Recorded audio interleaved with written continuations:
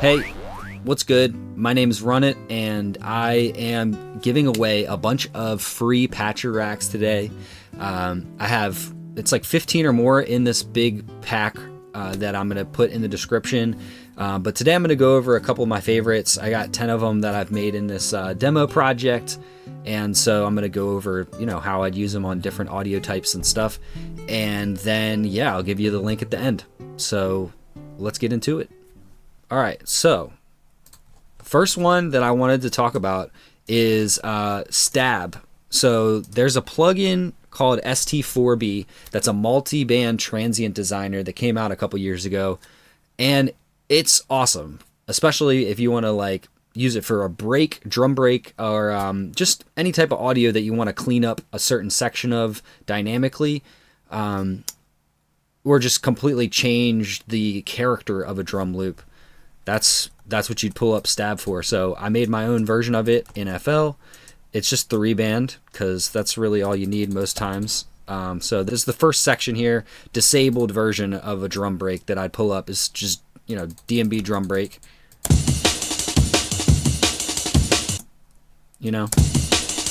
Just classic drum break there.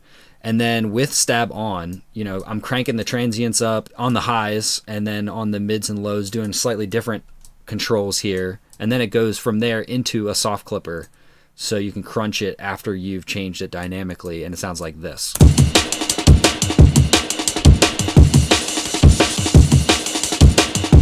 See it here, it clamping down on the highs there. It's retaining the initial hit of it, but the sizzle is gone from the rest of each hit. So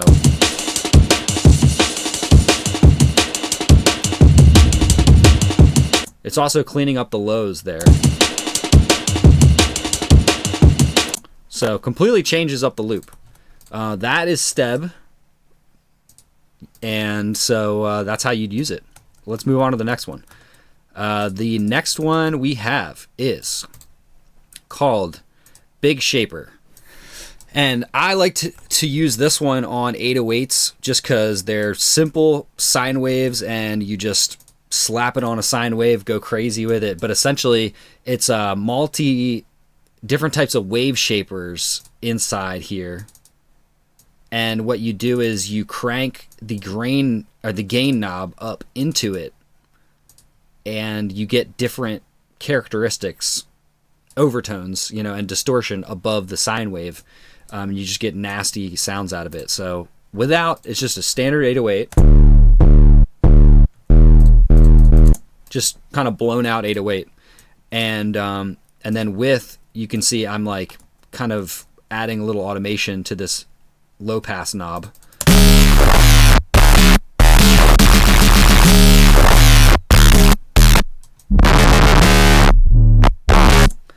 And the table is kind of like the gain part, so it's pushing slowly into the garbled up part of the wave shaper. So you can pick from different types of the wave shaping and then get different outputs.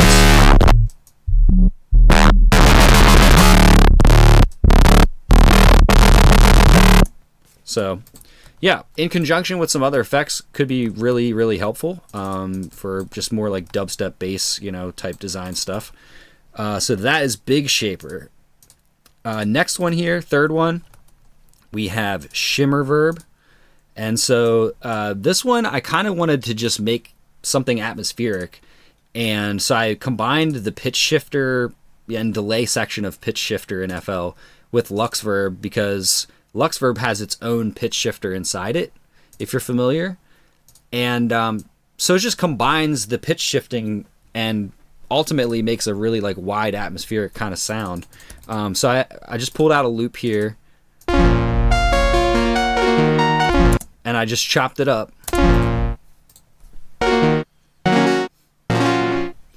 And then with Shimmerverb on, it's going to go into the pitching and the delay first. So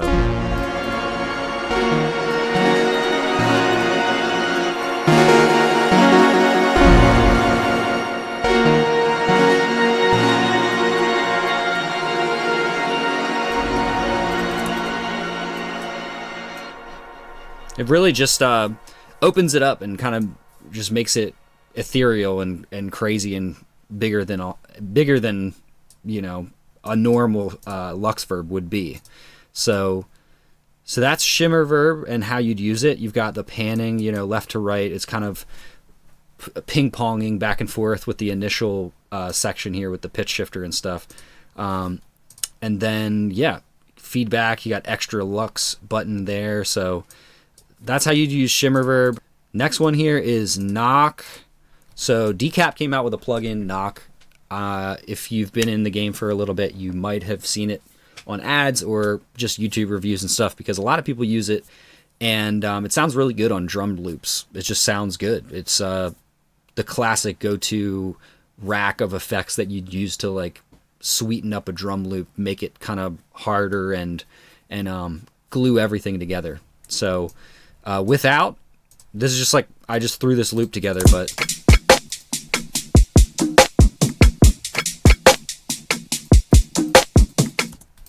and then with, you have kind of the punch going in there first. You know, it's like Transient designer once again, just a single band. And then you have saturation, you know, slight distortion kind of. Then you have a sub, which goes in and peaks out a fundamental frequency that you can kind of pick. You know, it's just resonating one pitch. And then you have air, which is like bringing up the highs again. And then you have a soft clipper. Easy enough, but it works.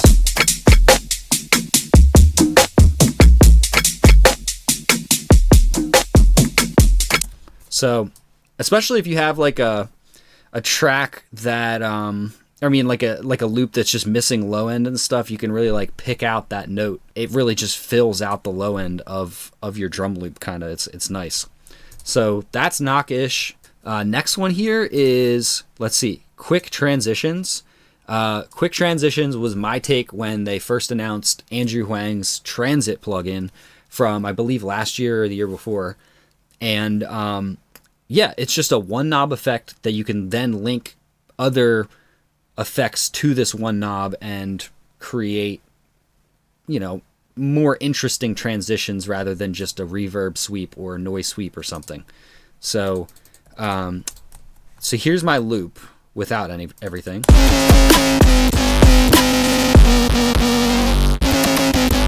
Oh.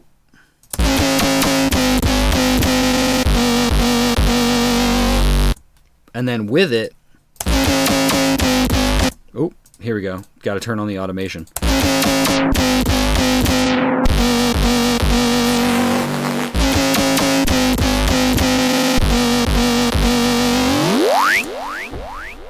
So you can hear, you've got frequency shifting going on there if you want to use it. You can throw the reverb up real high and the noise even, and it would be a completely different like throw. Or you could just like low pass, which was kind of what was happening in the beginning there. So yeah, super helpful, you know, like easier way to just combine effects and do stuff for like a drop.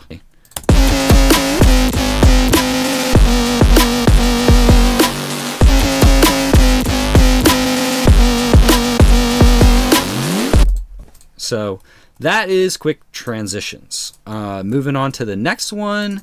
This one is Datablock FX. So years ago, there was a plugin that came out that kind of changed the game as far as like FFT spectral effects. If you're familiar with like sound designy stuff, spectral effects have been kind of on the come up for years now.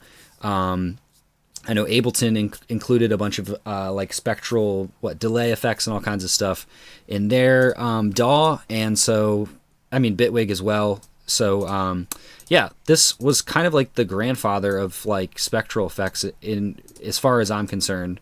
One of like the earlier VSTs that came out that did it, and the problem with it is you have all of these knobs are just non-existent, and you have to kind of like route manually all of these like ranges for frequency and all this kind of stuff in order to get cool effects out of it. So I just took the trouble of routing everything properly so that as you turn knobs, they just turn on the effect immediately. And yeah, you just don't have to fiddle with a bunch of knobs simultaneously and, you know, bog your workflow down. So anyway, this is our intro loop, or this is the loop that I picked that we are going to affect now. So, you know, just a hard dubstep-y kind of bass. And here is what it sounds like with Datablock FX on it. So I'm going to start turning knobs, and then you'll start hearing what's happening.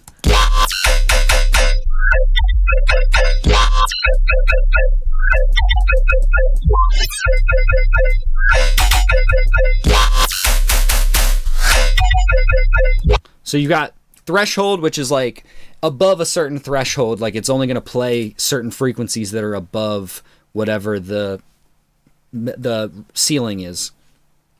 And then you have pitch shifting. This is like a frequency shifter. And then you got the length and the overlap, which is changing the length of time that it's like calculating from, and it gets more or less accurate depending on the XY here, basically. So let's see, like.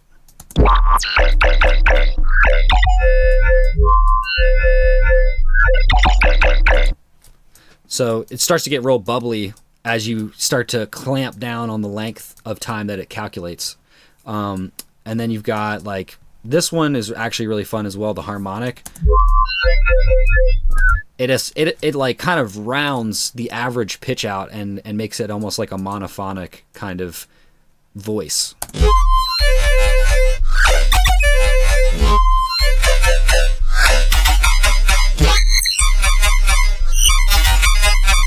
So yeah, lots of cool stuff in Datablock FX.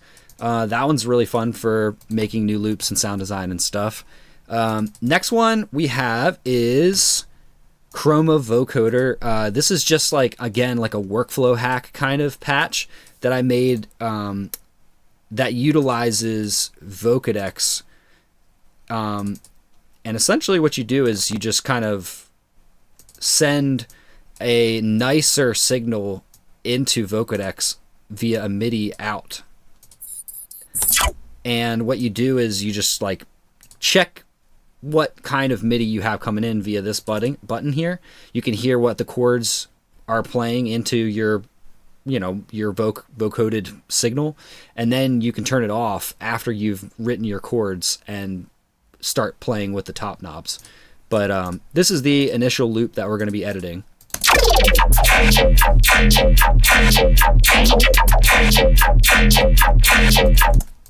So, you know, just a VR bass, Virtual Riot, shout out. And so now we are going to write the chords. So, I mean, this is just an example chord progression that I'm going to give. You add a MIDI out here. So you go, you know, MIDI out or in here, you know, and then you drag it in and you write your chords in there.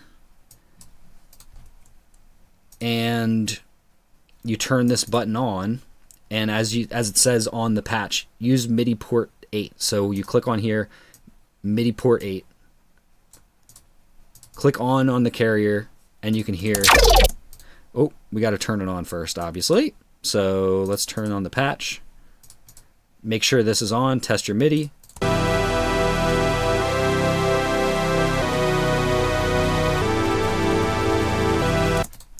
And now we can turn this button off now that the chords are written, and we can start affecting it with Vocodex.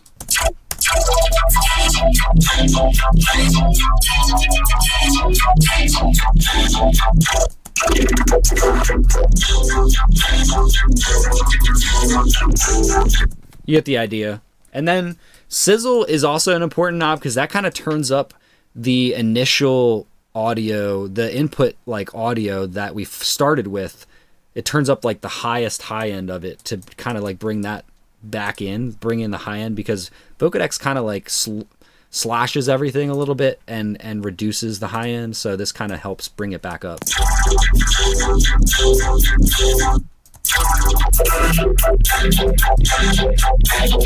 I don't know if you can hear that, but, and then fatten is like sound goodizing. So that is Chroma Vocoder. Yeah, just helpful to use if you're going to do Vocodex stuff, kind of. Next one here we have is RetroChop. This one's like one of my older patches that I've ever made.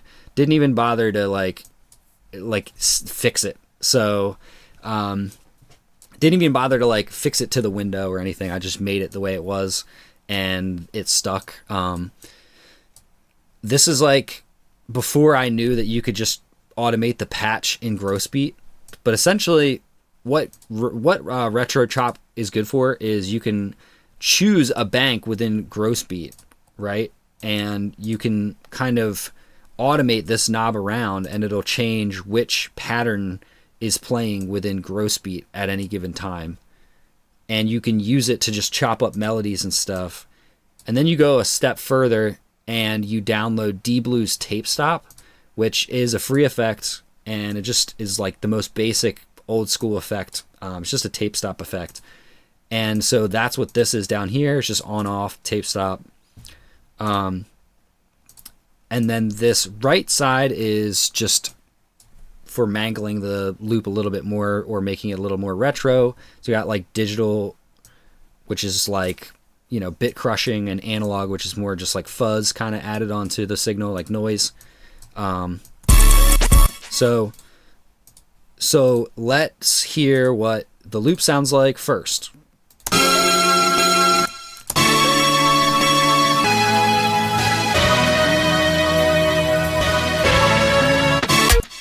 So that's like just a random loop from a 2009 song that I found on YouTube. So we're going to use that. And so when we start automating around the like bank selector, let's turn it on. All right.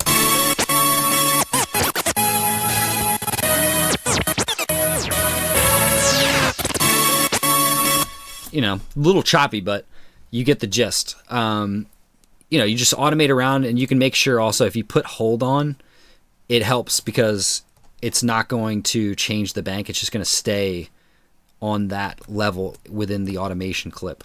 You know, if I want to put one here, I could click hold and it'll keep the same value until the next point comes in. Important right there as well when you're using knobs for this reason. Yeah, so it's going to trigger the next bank every time you switch to a new automation point. And then what we have, a little bit of fuzz coming in. So that's why it sounds kind of like bright. And then we have it low passed and high passed as well to kind of make it feel a little even more retro.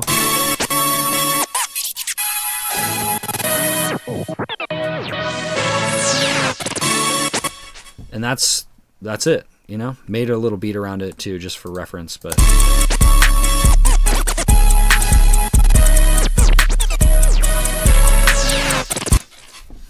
All right, that is one of my oldest patches, RetroChop. Let's go.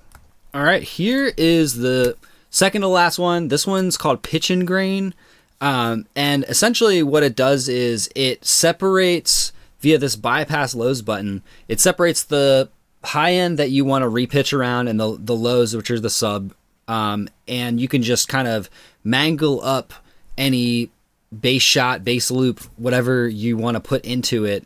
And, you know, really change around things to a higher level than what one pitch shifter can do. If you want to take a look at what the mapping looks like, we've got multiple pitch shifters in a row, and then OTT and stuff like that after. So here is the loop that we're going to push into Pitch and Grain, unedited. So just the most simple one shot ever. And so then when you put Pitch and Grain onto it and you start automating this pitch knob around, you get something like this.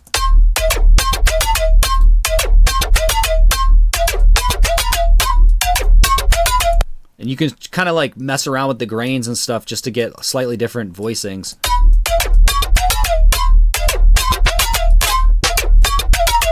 And then you got the density as well.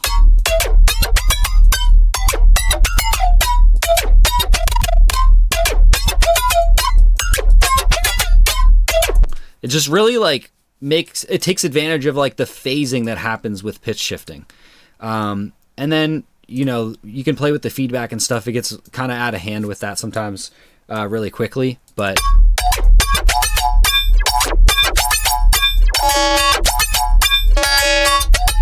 that's pitch and grain. All right, and then this last one here we're gonna go over is called Eroder. This was my original patch to try to make Ableton's erosion in FL from years back. I have a new version that's going to be coming out, but this one does the job if you want like that noisy kind of crunch on top of audio. So it works really well for 808s especially. So let's pull up some 808s here, and we are going to crunch them. Let's see. Right. Just basic 808. And then once we have Eroder on, it sounds like this.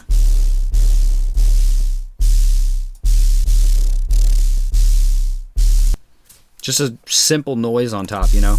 And then this XY plot here is kind of, as you can see, like the frequency of the curve of like the peak, and then the resonance of it as well, or like the width of it, if you will.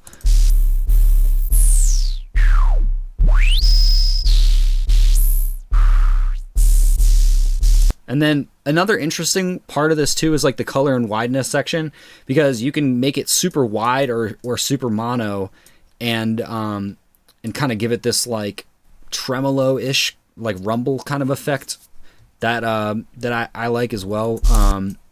I don't know if you let's turn it this way and you can kind of hear what I'm talking about.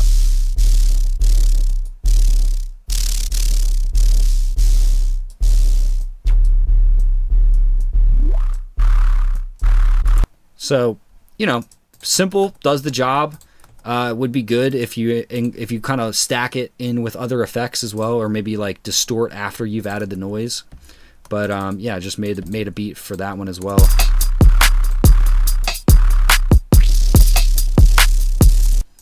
So that is Eroder, and that concludes my favorites of the pack. There's some other ones in there as well. There's like a stutter effect and some other cool effects in the pack. I will put the link down in the description, and yeah, follow me, because I'm going to be dropping a whole bunch more patches in the future and kind of going over some of them as I release them. And if you're also interested in more of like the synth side of Patcher as well, I dropped another one, or I dropped one as well that uses MIDI if you want to check it out.